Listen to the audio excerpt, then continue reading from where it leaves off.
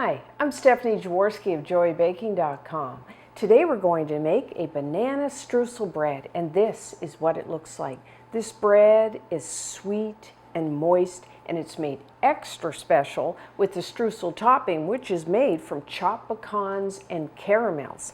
So the first thing you will need to do is to preheat your oven to 350 degrees Fahrenheit, which is 180 degrees Celsius, and then you will need a loaf pan. And I'm going to butter my pan.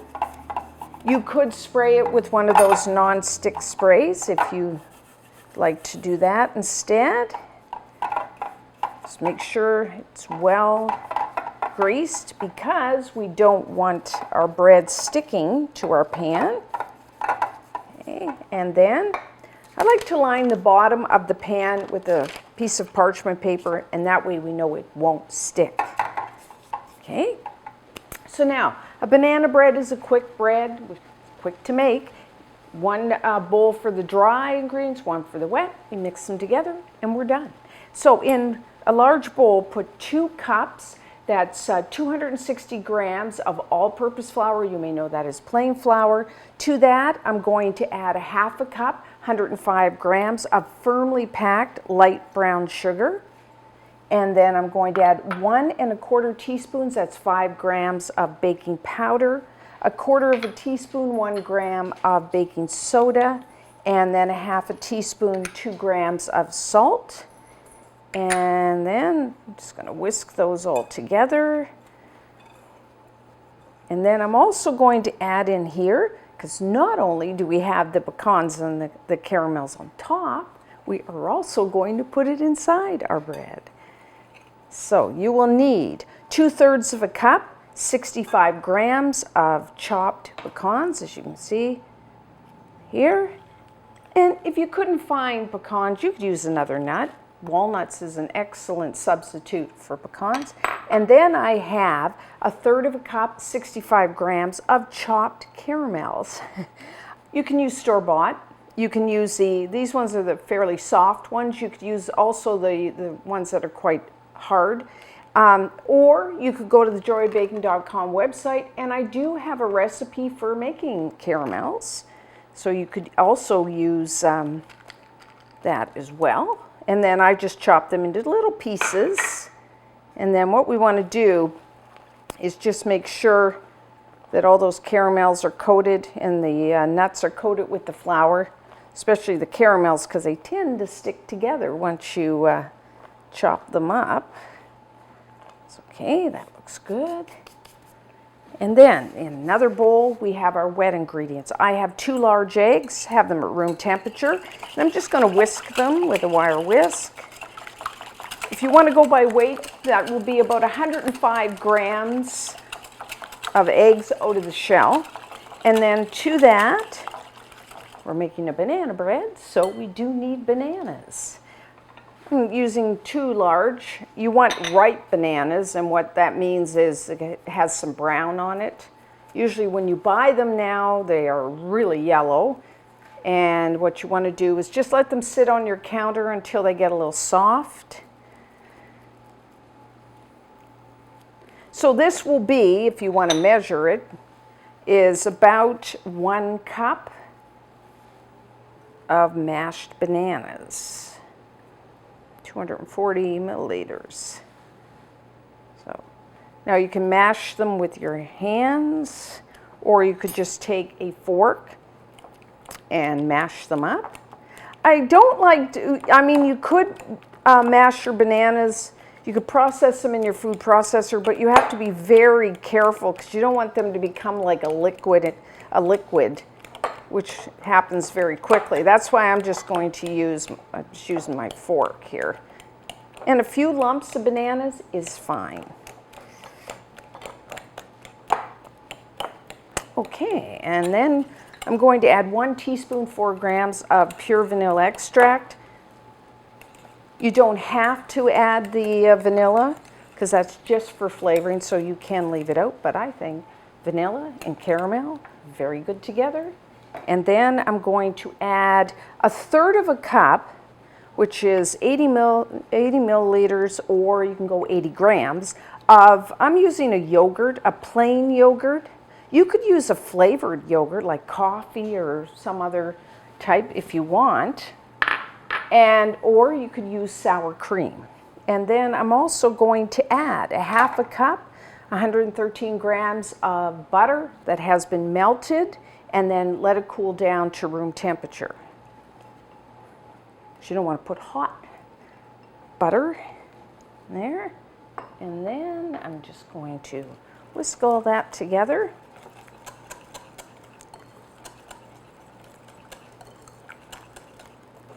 Okay. So, put that aside. So now what we're going to do, I'm just going to make a well in the center of my, move this all out of the way, of my dry ingredients. And pour. And then I'm just going to mix them together, and we are done.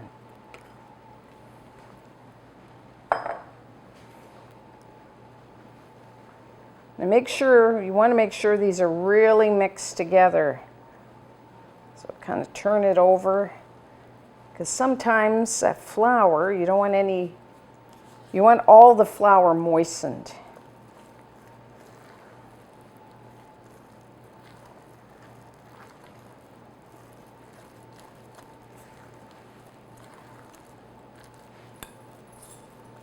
Okay, that looks pretty good. So make sure you don't have any pockets of flour in there. But once you have it mixed together, stop. You don't want to overmix, or then your bread will be a little tough, which we don't want. So now I'm just going to pour that in.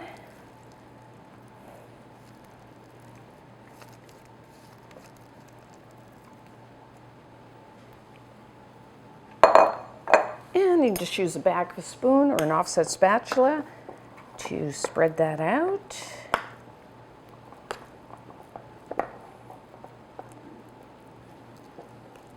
And then we're going to put the streusel on top.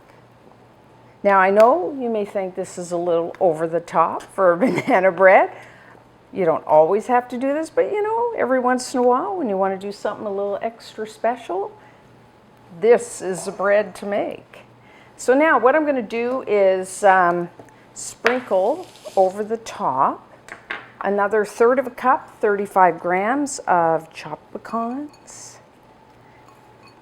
And caramels and pecans are so good together. Okay, and then I've got a third of a cup, about 65 grams of chopped caramel. So this is kind of my caramel, and I just cut it in half. One fairly large pieces, and then we're just going to spread that on top. I wouldn't be against really even spreading on a few chocolate chips if you want to take this really over the top. So now once I do this, I'm going to bake our banana bread. Everyone's oven's a little different. I find about 55, 60 minutes or until a toothpick inserted into the center comes out clean. These caramels will melt as they bake, so about 55, 60 minutes.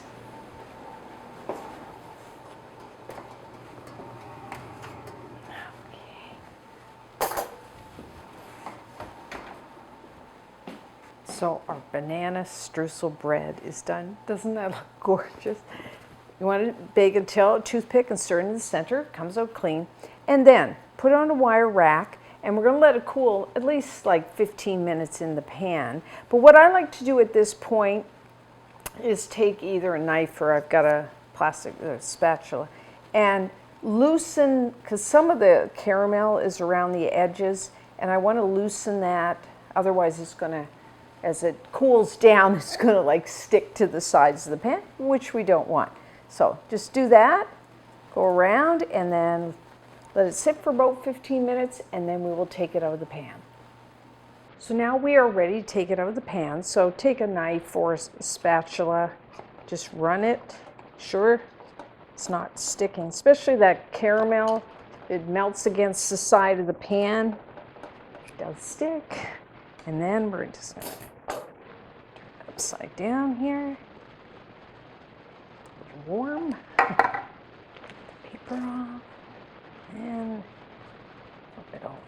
Oh, I just think it looks so pretty with that streusel topping. So now we're just going to cut a slice, still a little warm. Oh, as you can see, some of the caramel pieces. Let's cut another slice here. Oh, look at that. The caramel. Just gorgeous. I'm not saying you should make this all the time, but for special occasions, it's wonderful.